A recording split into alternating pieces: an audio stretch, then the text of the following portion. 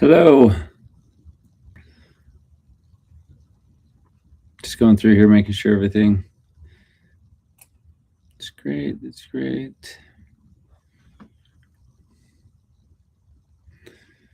All right. Love the hearts. Love the love coming the way. Oh, happy February. Kind of give it a second for a little bit of people to jump on. I know that it wasn't, we didn't advertise a ton for this one, didn't put it on Facebook, really just kept it to the Discord because I think it's more appropriate for the Discord anyway at this point, which is going to be fine by me. Just because you guys are way more involved. And so we don't need to go to all the great lengths. Good to see a bunch of people coming in. Hello, everyone.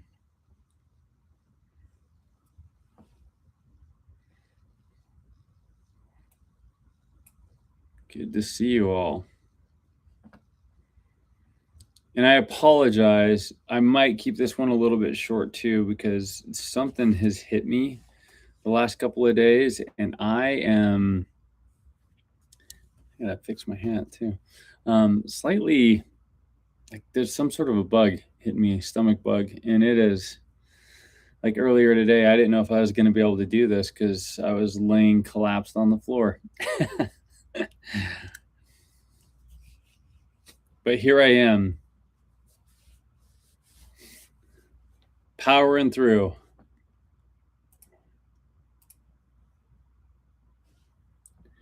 All right. Yeah, it is going around. The funny thing is my wife started working at a school, at an elementary school. And I don't know if I told you guys this, but on the last, our Christmas break was just annihilated. The entire family had the flu, and it was nasty. And so we only caught like 4 days of non-sickness. So we hurried and flew the coop for a little bit with the family, but it was good. Yeah, kids, germ magnets, 100%. We got to eat more dirt. That's the philosophy there. So I'm going to go ahead and get this started. We've got an intimate group tonight. That's great. I know that there's probably a lot of questions from, I've been seeing a lot of stuff in the chat. I've been trying to stay present on that. First off, I haven't answered anything on the tickets, especially when it comes to the eggs. So if you guys see the conversations or are aware of the conversations and you're in the Discord, just let everybody know. Again, we have the full mind to replace everybody's eggs with the new batches, so that's not an issue anymore when they're ready. And that's going to be closer to the Kickstarter. Let me kind of move into the Kickstarter and what's happening with that. Yes, we are going to have like some VIPs with what you saw in there, another breed. I'm not going to announce that here. That's going to be something that really goes through the Kickstarter with what we're doing. We're going to get some more regular emails coming up with the VIP. And the reason why, again, everything's just kind of slowly pushing. I had a really good conversation with our CTO today about our timeline, because I am super mindful and super pressing the team to make sure that the first half of this quarter, or actually the first quarter of this year, that we have entered into the beta testing. And when I talk about the beta testing, it's going to be you'll have the opportunity to run through everything as it will be when your dragon's growing. So meaning all your stats, the dragon's intelligence, the way that you interact with your dragon is all going to be registered, and we're going to have more than likely that plugged into the app within the next 2 weeks. This is one of the reasons why we've been moving in this particular fashion. We haven't, I know a lot of people are like, oh, I want to see like stuff that's going on in the world. What are you building? What's happening from that side? But there's so much. I mean, so much that's being built on the back end right now. And I can't reiterate this enough, because when you talk about your dragon from a multiplayer standpoint, when you talk about your dragon from even your own stats, and the way that you're giving it information, when we talk about being able to load your dragon to some of the location-based experiences that we're developing, all of this is being built right now. And so it's not sexy. It doesn't look amazing because the dragon's emoting in some really cute and clever way. It's because we're making sure that the system is rock solid to scale. What what really is exciting with that is, at least for me, and I hope it is for you, is that when we do launch, and I say into that beta test, that's going to be a really clear indicator to you guys that features are going to start rolling. And this is why the beta is going to be really, really important with you guys, because we want to make sure that the stuff we're developing, I mean, you guys have been with us long enough, many of you have, you know that we've rolled out stuff that we've tested, that we've scrapped. And we don't want to do that this go around. We want to be more nimble. So when we add a feature, it's because we've discussed it with the team, we've discussed it with the community. You guys are like, yeah, I'm on board for that. But I don't like the way that this feature does X, Y, and Z during the beta tests, during any of the other testing sequences, because we are going to be testing live features while the app is out there. So this is kind of where the VIP and some of those other tiers that we're talking about, we're going to be in a much more scalable region, because now the app will be going, as well as we'll be testing new features. So some of you that are in that space are gonna, I don't want to say have the cheat code, but you're gonna understand like how it works before it's actually even released. So it will help you prepare for what's coming up next. But for all of you people, that have been with us for a long time, there's nothing that's going to be a big surprise on that, other than the fact that we're not going to tell you some of the ways the dragon's going to react to you, just because we want those to be surprises, and including with a lot of the features. Speaking about the features specifically, so we did a release that we've been testing on the binding, the MVP of binding in the app, on the mobile app. That should be ready. I'm gonna have to revisit this on the Discord about who's going to be in that first tester group for that. I have been talking. I talked to Dice a little while ago. I've got to dust that off a little bit, because I confirmed with our developers and with our CTO that we should be able to roll that out, hopefully by the end of this week or sometime next week, to be able to get binding, the early stages of binding in the hands of you guys, to be able to start getting us user feedback. And then that should lead into, there's a couple of things that we've been testing right now. And you can see the dragon that was on did you guys see the thumbnail? That was on the image for the Lauren story. We're working with the dragon outside of the egg, and working on a couple of different interactions, especially on mobile, so that you guys can get a feel for some of the different things that you'll be doing. And so that was one of the poses, or one of the animations that was created recently, because what we're really working on is the pipeline for the dragon's sort of emotion. And what I mean by that is this: the emotional connection with you guys. I don't know how many of you go ahead and like give me a thumbs up or a like or a love or whatever if when you are raising your dragon, if you are interested in seeing the way that your dragon discovers new things, meaning like you put something new into its terrarium or into its area, and all of a sudden its animations, the way that it reacts is completely new, right? Or if it's learning how to walk over obstacles, uh, like different pathways that, again, a lot of this, what we're doing is way more complicated than traditional pet sims, traditional games. Again, I don't know how many of you guys have scratched the belly of any sort of pet sim, and it just does the same animation over and over again. Yes, our animals do that. We do that. We react in a very similar fashion, but there's always nuance.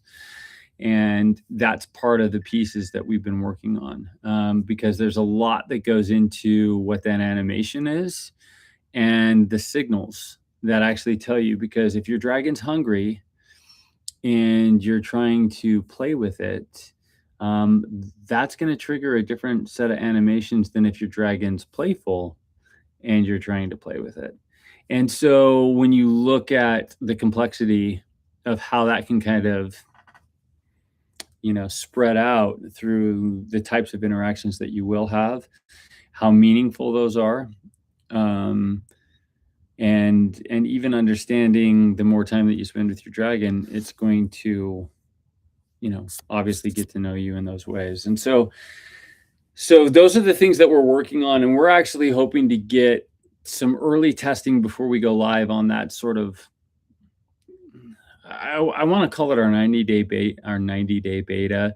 We might speed it up to like a 60-day where we do like 3 weeks in gestation, and then we do like 5 or 6 weeks outside of the egg, just to get like what things you guys are doing when you're doing binding, when you're looking at other resources and gathering information, when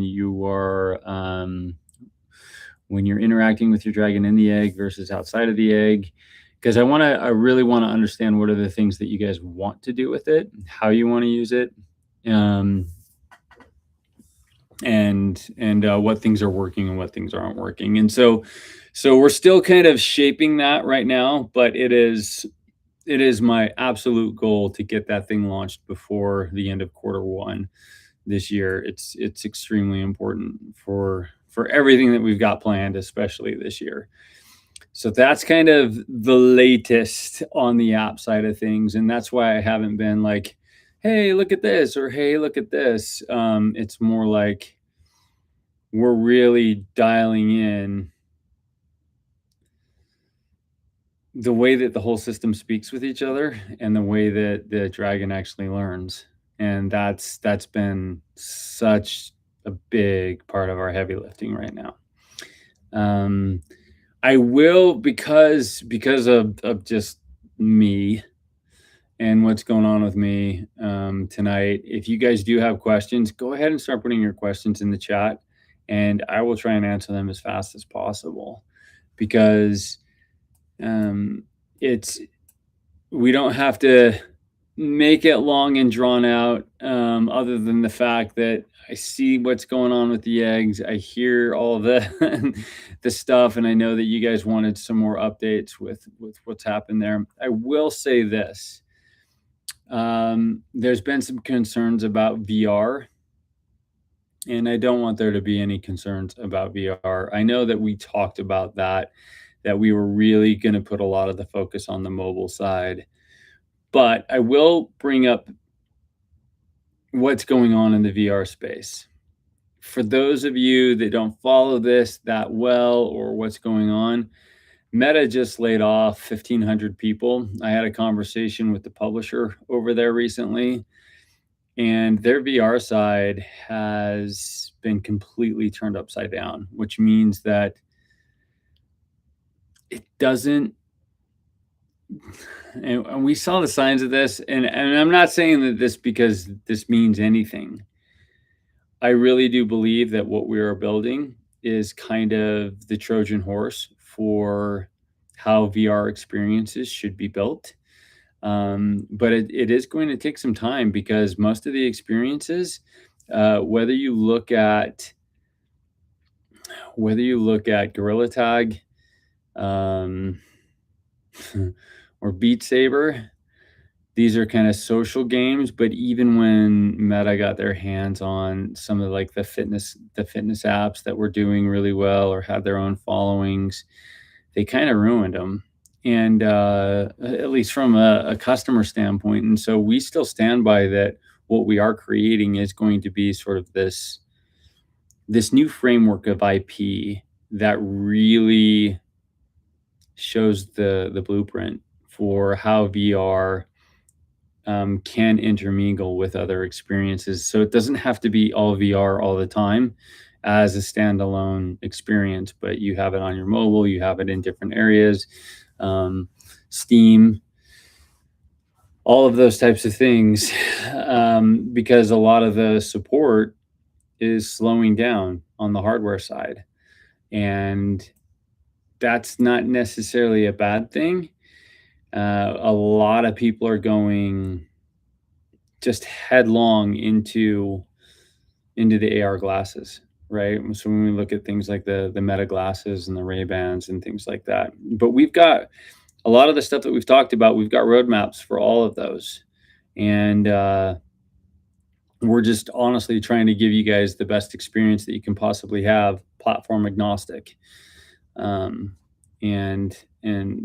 like our development teams and our people that are in it from that side and the deliverable side, we've already got it set up for those platforms to be very, very quick to market. So it's really great on that front. Let's see, I see something you got in here, Michael. I'm gonna take a look and see what you said. Their dev team should watch the Sword Art Online. Make the dragon round like that without the death. Yeah, I'll take a look at the sword art. It's interesting because I know a lot of people have been talking about. Oh my gosh, I just gonna draw a blank on it. Dragon. What is it called? The Dragon Rider thing on Steam. Dragon Twin. There we are. And it's funny because like the things that they've been trying to figure out, like just locomotion and procedural stuff. I like what they're doing when it comes to like being able to extend the snouts and the nose. But I actually will share this because I think that you guys will be really, really excited about this. At least I am. So one of the things that our CTO has done is we have a genetic map for every breed. And what that means is there will be data associated with traits, associated with genetics, right? So we will have the ability to the probabilities of your offspring and who and what you can breed with. We will also have the options. I don't know if you guys are interested in this, but even seeing growth charts. Like if you're familiar with going to the pediatrician when you have a child, they'll plot the graph of the dragon or the baby. Sorry, my kids are not dragons. But like the size of its head, if it's growing alongside averages, what are the averages out there? What are the diets that are associated with it? If you were to feed it X, Y, and Z, and it was to get this kind of sleep, what does that look like for a trajectory for your dragon?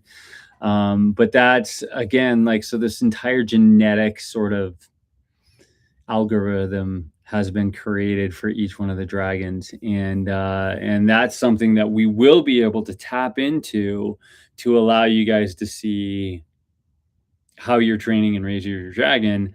and what's the probability of you hitting the type of fire breather that you want to hit, the high altitude flyer, or the class of dragon that is available in any one of the dragons. So I got really excited about that, and that should be something that we will be in this first iteration as well.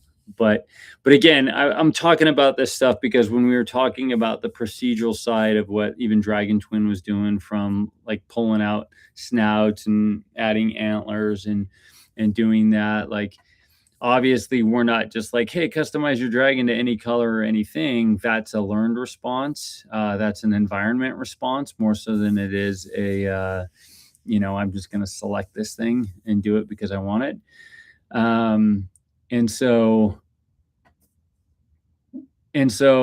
like, but we have all of this kind of built in there, and it's just going to be waiting for your guys' data, which is really, really great for us to be able to stay on top of our growth.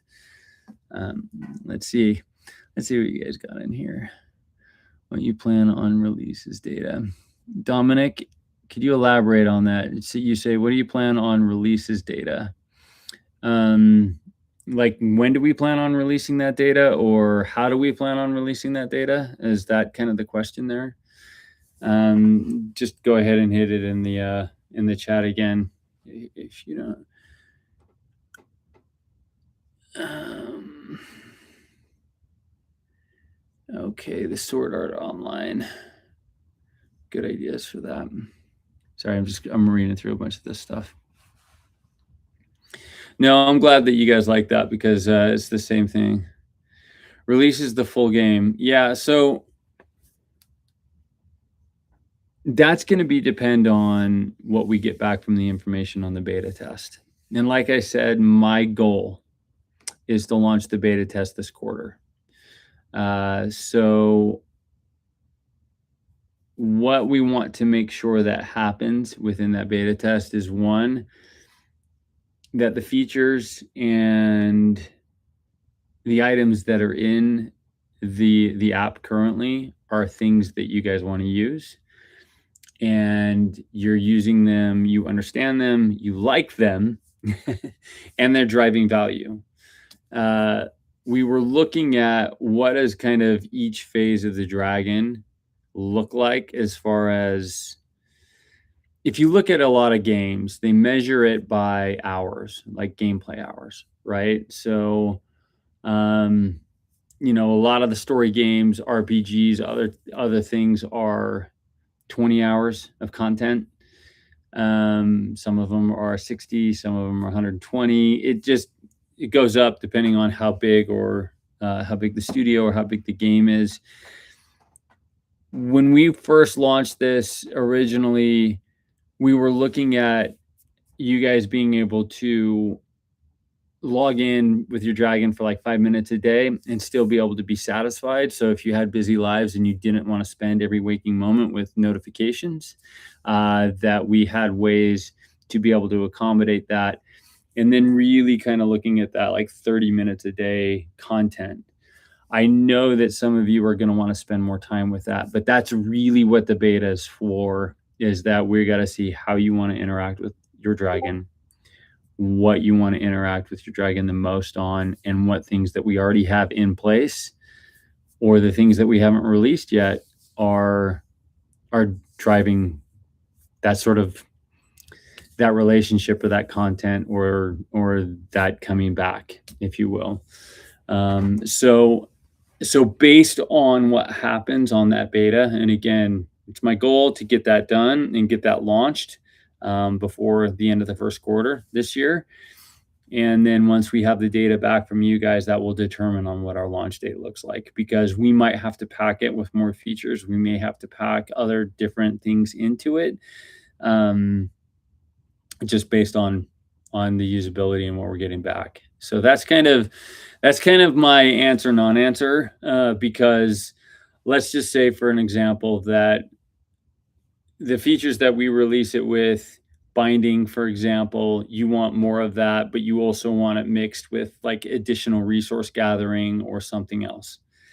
then that means that we have to make sure that the resource gathering and the way that that's tied into what we're currently road mapping works for the feature set, as well as for what does the first year of the Dragon look like within all the different features that are wrapped in there. Is multiplayer a part of that? Or does that get wrapped into a launch that's later, so that we can still launch, even if, let's just say, let's put a date in there like summer. If we launched in summer, does multiplayer come toward the end of the year, or does that come even later, close into the next summer? But these are the things that we're mapping out right now. We're putting along our trajectory and our timelines so that we have a way better idea of how fast we need the features, when we need them, in accordance with how you guys are already experiencing that. So let's see. Okay, Michael Spratt's got a question. I'm going to look at his real quick. With Dragon Federation trying to cover so many platforms, VR glasses, what effort is Dragon Federation doing to make sure they aren't spread too thin and being left behind with updated tech? No, that's great. It's a great question. So the first thing on that, okay, for those of you that know software development, I've gotten much better at it, but I'm much more of an artist or a business guy than I am necessarily a developer. I'm not a developer at all, actually.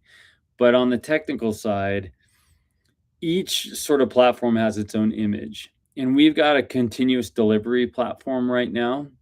And because we're using both Unity and Unreal, any of those platforms that are compatible, meaning Steam, PC, VR, Steam VR versus Oculus, all we have to do is create an image for that.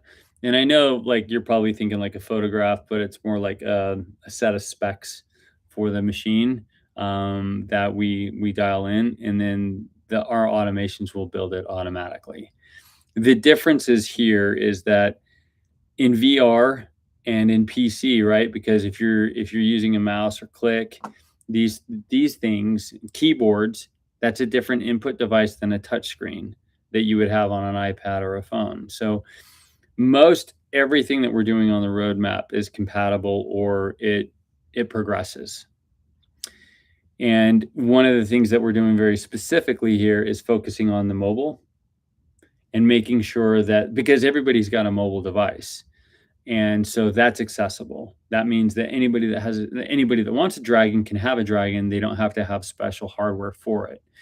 With the roadmap that we have with our with not only our LBE partners and with Oculus and some of the other partnerships that we have there, yeah, we are going to be ramping up the team. And what happens with our team in that regard is that we will have specific team members that are dedicated to those platforms. And the story will still involve on a multiple platform scenario. But that's why we started with the mobile phone, because we didn't want to spread ourselves too thin. And we didn't want to be like, oh, we've got to work on this and we got to work on this and we got to work on this. And that's why you haven't seen a lot of the VR updates, because all of our work has been, one, on the infrastructure to support all of that, but then two, on the mobile platform, because every single time that we've gone out and we've done an event, most of the time people's biggest concern was, that's really cool, I don't have a headset yet, do I have to have one, right? That was one of the biggest questions. And so that's why we focused on the mobile side. Let's see. Meta isn't dead, but it seems to be less of focus for Meta now. Yeah, well, Meta isn't dead, right? They still have their headsets and they've got to support them. However, Meta has done a huge pivot, because Oculus is technically owned by Meta, right? But Meta's big push right now is in AI and in their glasses. That's why you saw it, like, for those of you that watched the Super Bowl, the Oakley glasses, the Ray-Ban glasses, the sports, all that stuff. Hey, Meta, that's their focus. And I'm not even going to tell you the numbers, but go and look them up if you're interested, to see how much Meta has lost on the Oculus bet. It's significant. And so I'm not here to talk bad about it, because me personally, the whole reason that I started this thing and our group of founders started this thing is because we believe that VR is quite literally the future. And not just VR, but the technology of wearing something on your face, whether it's small glasses or whether it's goggles or anything else, having hands-free interaction that feels very natural. That's what we're betting on. So when we look at the development partners and the new headsets that are coming out from the Samsung devices, from even stuff from Vive, we're keeping an eye on all of it. The good news is for us to actually pivot and to be on those platforms, it's not much more than a couple of clicks because most of the development processes in that are using OpenVR, which is still a very valid software stack, which allows basically the inputs to be mapped to different VR headsets, and then everything else can still be the same. So, except for graphics and some of the other pieces that go into it, but there are solutions for all of these things. So it's not an abandonment at all. That's actually the best opportunity because VR has the most immersive. The technology that comes in VR is the most immersive, and that's really our target to make your dragon and your interaction the most immersive it can possibly be. Let's see. For me, I have more time on the weekends typically, but only if I'm not vending at a con. So a smaller time requirement with the option, more things to do would be perfect. So I'll just say Nargle Blorp. That's exactly your question or statement that you put into the chat is exactly why we've created it. So you don't have to spend all day training your dragon like you would a dog, a cat. Well, cats don't really train, but like a horse, any other type of animal pet that you may have. The dragon was specifically thought of to be a 5-minute a day thing or ramped up to as much as you want it to be. And there are trade-offs, right? Because just like, and I've used this analogy before, if you want your dragon to go to the Dragon Olympics, that's going to take some dedication, right? Because an Olympic dragon, an Olympic trained dragon, is far more difficult to obtain than it is one that just hangs out with you. And so it's really going to be up to you to decide, that relationship and what that looks like. So are you making a dragon guide in the game in the app? So I want to present this. I actually, this is a really good question. And this is something that haunts me every single time we do this, because even when binding, for those of you that are going to experience this very soon, we're putting in how it works sort of pages. Now, I come from the era of the 1980s, when games like on the NES, you couldn't just go and look them up online. Like whatever came in the guide was the guide, unless there was a published book and you bought the book. But like, let's just take Super Mario Brothers. Anybody? how dated am I going to be here? Super Mario Brothers, it didn't come with a manual to be like, okay, I've got to run here. Over here, there's a vine that will take you up into the clouds. Oh, there's warp tunnels that are on levels, 4 and 8 and 6. And I've got to be able to figure out the secret passageway into those. When you died. You couldn't save mid thing and go back to where you were. And there's something that was really, especially when you look at like the game interactions of that, they were hard, but it was also helping your brain memorize things. Guides are a good thing, right? And I'm not saying that they're not, but like there's 1,000 books, and I'm just going to use this as an example of how to take care of a dog, for example. If you're going to have this type of dog, you got to train it and take care of it this way. And then other people are like, yeah, that didn't work. That didn't work on my dog. I tried that book and it didn't work out. Right. Um, there's a lot of that to this element. I think that trial and error, I want to know what you guys think about that, because do you want the guide to understand exactly how to get your dragon to do what you want to do? Because I don't know if we're ever going to provide it from that level versus your dragon's disposition, maybe X, Y, and Z. It's your job to figure that out. Here's where you go to figure that out. Here's how you can unlock that. Other types of things like the collective knowledge of the group, especially as the VR opens up and we talk about ranging out and looking for other dragon breeds and whatnot. Yeah, I think that there should be a collective sort of wiki, right, that everybody can contribute to and talk about these things so that you can almost dive down the rabbit hole of what to do, how to do it, what worked for them, what doesn't work.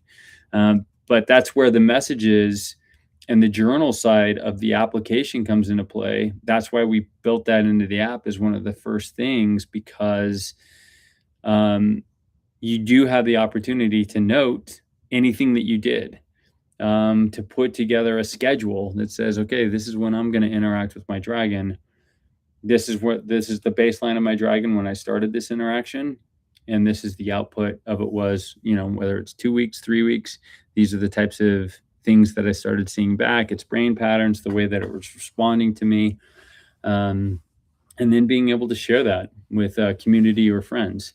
And I'm a lot more in that camp than I am necessarily, hey, let's just, let you guys figure it out, or like, here's all the instructions that you need to have a successful journey.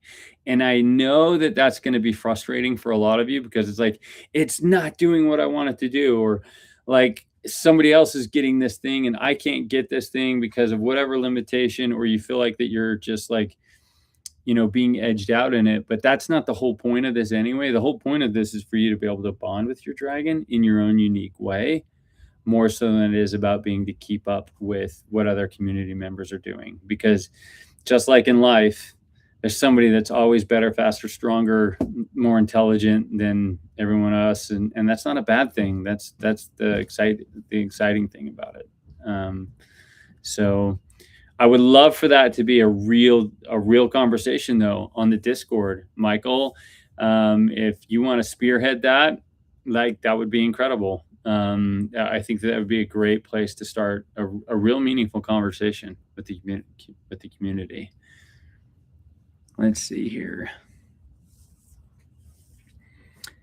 Dragon Guide. Will the phone version be lower resolution like Pokemon or Aaron Go? Yeah, I mean, yeah. So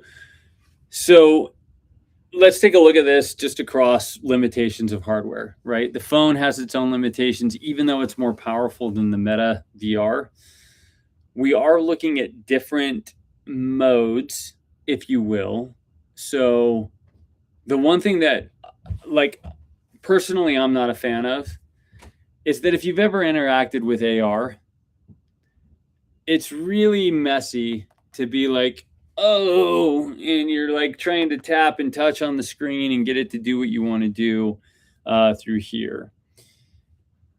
But from 2D graphics sort of things, from maps, from placing pins on things, from communications, this device can be really good. And this is where, when we look at the type of interactions, it may not be the full, like, take binding for an example. When you guys experience this, it's going to be not very different. It will be similar to what it's going to be in VR, especially for how it works. But the way that you get it to function and to fire, to cast the spell, is going to be different than what you do on the phone than it is in VR. And that's just because of the limitations of the hardware. But that's everything. And because AR, so here's the current limitations of like AR in anything.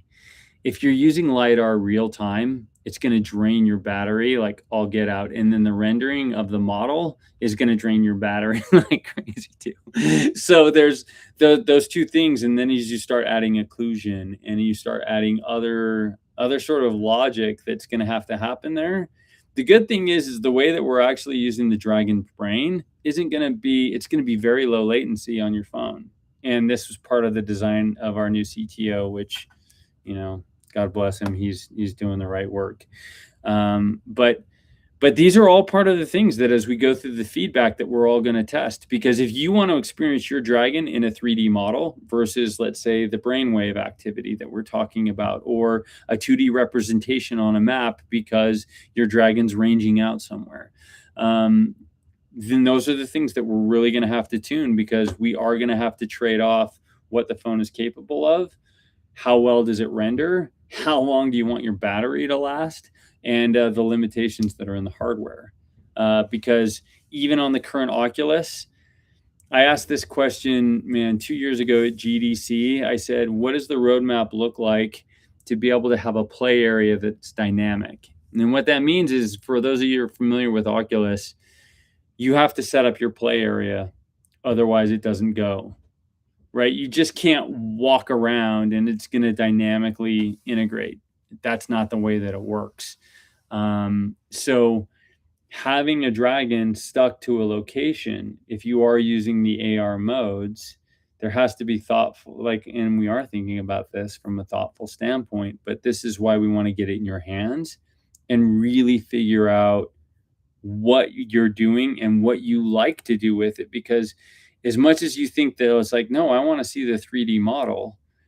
Yeah, you may want to see it and you may want to see it emote, but the clunkiness of it or the usability of it to be able to, because again, think about your baby Dragon on the floor. If you haven't picked it up and put it in front of the phone, then now you have to like literally get on the floor and zoom in your phone so that you can get close to whatever sort of connection or contact that you wanted to have with it, or be able to train the Dragon to be able to come and interact with you at that proximity. But those are the things that, you know, if you don't want to crawl around on your floor all day long, that we're solving, right? With different ways that you're going to interact with it. And so I just bring that up because these are a lot of things that I don't know how much you guys have thought about it, but we've thought about it a ton, like just a ton. Let's see. VR and XR is perfect for the project. Give me the Nintendo Power Gloves and capture feedback to put my Dragon. LOL. Oh yeah, that's. I mean, you already know where we're going with that stuff. That's one of the reasons why we have the LBEs, and when we start doing like the real, like the sort of con team, the events team that will be traveling around. That's really what it's designed to do, to allow you guys to have the opportunities to full body suits, go in and interact with your Dragon in a way that is not necessarily tangible to do it at home. Have you got a goal on your Kickstarter? We do actually have a goal of what we're trying to make the Kickstarter kind of worth our time. I will share that a little bit more time, but I've been very impressed, can I say already, of how many VIP signups we've had with very, very little marketing. We have done no paid advertising to date on that. And I'm very impressed with how much we've already got on the VIP side of that. So I will share with you that more, because we are going to have, we're going to gamify it a little bit by, you know, by getting you guys to share and unlocking perks and doing other things like that will allow us to, you know, just put some competition together. But again, look for all of this right around Q1, the end of Q1, and we'll be talking about that a lot more. Let's see. Thinking from a more standpoint, Dragon Federation is trusting us to help bridge the gap. Okay. There are books for helping raise dragons. All type pets. Haptic suit and gloves. So Dominic, yeah. I don't know how long you've been with the project, but with Michael and Dave, we spent a lot of time in the early days of this with some haptic suits and gloves. We actually had a partner deal with a Tesla suit. They're not related to Tesla, the car company, but it was a Tesla suit that was a full body haptic. Um, and and it was incredible because the way that the electrodes were on the body, it would heat up exactly, and like you could pinpoint location. So, like if you were shot in the chest, you would feel not only the pressure, like a little shock sensation, but it would also heat up localized. So when we were talking to them early on, it was like, okay, if my dragon breathes fire, would I be able to feel that if it like went by me and like I feel it on the shoulder? And yep, sure enough. And likewise, we were doing rain simulations and other types of things where you're just standing in the rain and you're feeling that, and then with the different types of gloves to be able to pet and interact with your dragon. But yeah, that's all on the roadmap. And actually, one of the haptics with the dragon flying that we're doing with our park partner here in Utah. We'll have a haptic vest included in that experience. It may be a little bit different than what you're thinking, but we're definitely moving down that pathway. So let's see. You can see your dragon for exactly 18 seconds in incredible detail. I mean, that's the limitations, right? I mean, you guys know, again, like we're shooting for fidelity. You know, my background in film and television, that's what we're going for. And a lot of the tethered systems allow you to get that fidelity, but it also has extreme limitations unless you're doing a full VR immersion. But even at that, like realism in VR, it requires some thought. Not that we're not doing that, but I can't wait to show you guys some of that. But is it possible to get a preview of some binding spells in action? Yeah, I will be showing that because I already have some previews of it. We're hooking up the VFX and some of the sound this week because we've got the binding spells working. But I will give you guys the idea. We've talked about it before.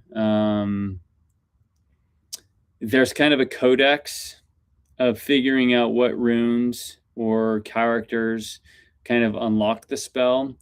For those of you that have seen the Dragon Prince in the way that Callum or the mages cast spells, there's a spell that's associated with a rune or an element, and kind of drawing that in some form. We don't have the voice hooked up to it right now, but it's all in there.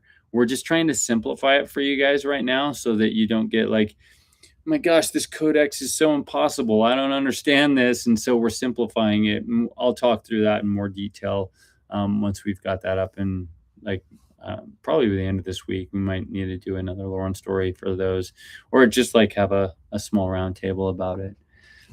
Let's see.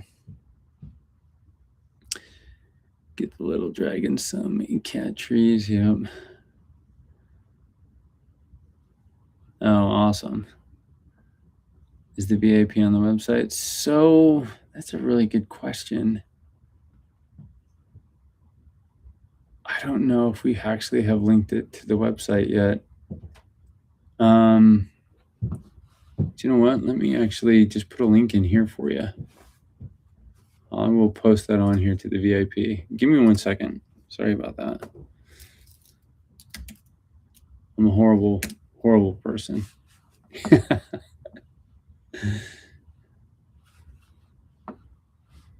One thing I do want to know is if the preview for the comic, for those of you who sign up for the VIP, let me know if you have gotten the preview for the download on the comic, because that should come with the VIP sign up. And if that hasn't happened, then I want to make sure that does.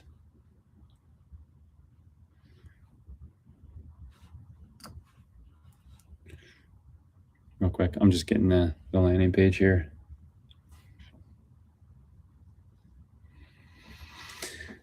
I apologize. I'll look while this is pulling up. It is on the website.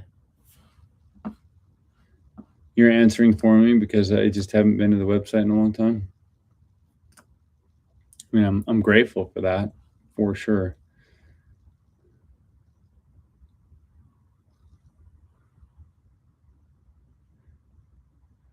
We have a couple of them, but I will, since you guys already have, we're doing a couple of A/B tests on this, but since you already have at least some basic understanding of the site.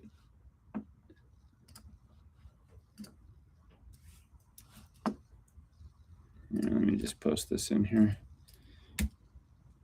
All right, I just posted that in the chat. So if you haven't gone to the site, this is just the landing pages for the Kickstarter, and then there is the VIP sign up that is in there. So,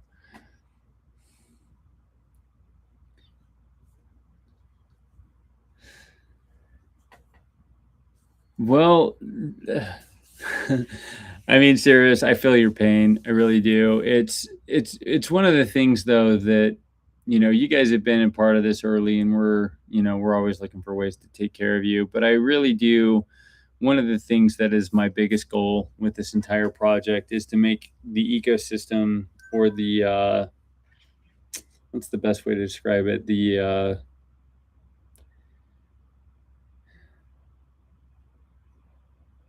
economics of it, to support those in a way that, whether it's through content creation or dragon training, or even to be like a wrangler or like a Dragon Federation stagehand in VR.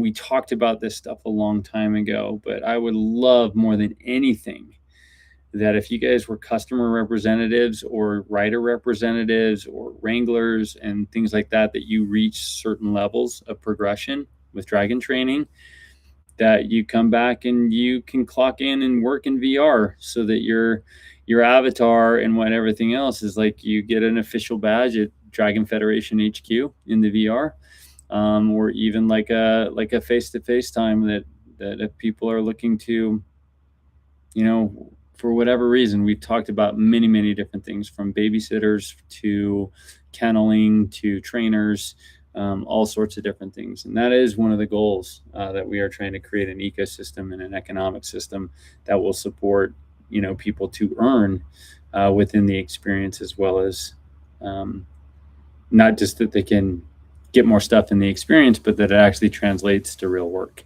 real pay, all that good stuff. So,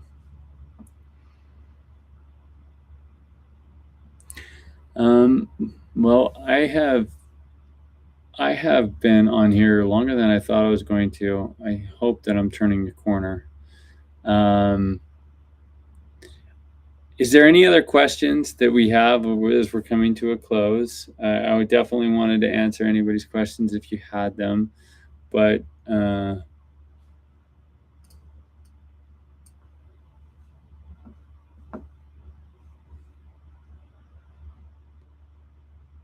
like it. Time to build up my resume. I love it. Well, this is where being attached to like a lot of the early stuff from VIP testing and feedback, and really understanding how your dragon gets affected, because there will be people, and when we talk about field guides, when we talk about user manuals and everything else, I'm sure that if somebody was out there that said, hey, I've got a service and somebody else wants to know how to do this, to make that accessible. But when you use a Tesla set, it costs too high. You work with others. Yeah, so the problem is to just address like haptic suits, or even like treadmills, peripherals, all that type of stuff. I can personally tell you guys that I am doing everything I can to source available peripherals that would be able to be purchased for in-home. That being said, there isn't enough scale on the consumer side to make that really affordable. It's like saying, whoa, I went to like K1 Speed and those go-karts are awesome, and I would love to have one at my house. Yes, it's possible. right? But the market, if it's not selling direct to consumers, that's why you have like the Segway 9bot or some of these other things, because it's like, hey, we're going to be able to get this price down from a consumer side of things. One of our friends that we've been working through has created a new treadmill, just for as an example, for VR. And the price that he was talking about on the unit side, that they were going to sell it to tactical people, versus what they were basically going to lose money on the consumer and then sell it for an inflated cost to enterprise clients. It's kind of the same thing when we look at the suits. We're looking to have like such a robust location and experiential division of this, that we would be able to buy things at bulk and then be able to pass those savings on to you guys, because not only are we setting them up for locations, but to be able to put those things together. Now, if there are other peripherals that come down, and certainly as this moves further toward like the Ready Player One sort of landscape, we're going to see that cost come down, right? We're already seeing it with some of the goggles that I had already mentioned.